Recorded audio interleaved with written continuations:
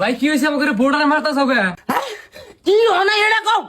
এই শালির গ্যাসে বাতার না লাগে, এই শালি বাতার না আমরা এক ট্যাঙ্কি গ্যাসের দাম 1000 টাকা।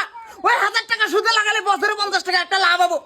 আর কি হেডা আক্কেল আছে তা না, এ খালি চায় কোন পালে আমার সংসারটা নুজার করেন যায়। 3 কেজি বলের মাংস না আগে তার বিয়া বাড়ি দিলা, তাও বলে আমি মানুষের খিলাই না, মানুষের গালে ওঠে না। মানুষের আর খিলাবার দাম না রে ভাই, মানুষের খিলাই কোনো লাভ নাই। এই গেদের মাও, এই 3 মাস আগে সাবান নিয়ে আইছে, এই সাবান 3 মাস না গেতে আদা হয় কিবা করে?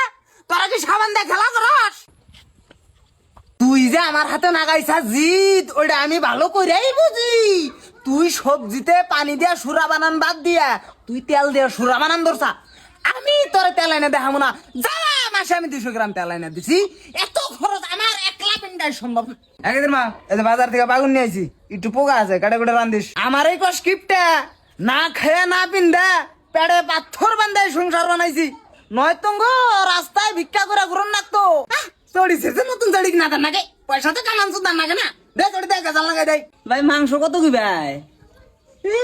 না গেদির মায়ের জিদ না হয়েছে মাংস না নাকি হুদা বাদা করে খাবার দিছে না। এই 6 মাস আগে 1 পা মাংস নিলাম, 7টা বইরা খাইলো, এখন আবার না নাকি কষে একলা পিন্ডে এত কি কুলায়। গেদের মা, এই তোমরা জানি রান্ধস না, না খাওয়ার জন্য না, নতুন নতুন তোমরা ধরছে বাজারে নিয়ে গেলি দাম পান যাবো, কচু রান্ধিস।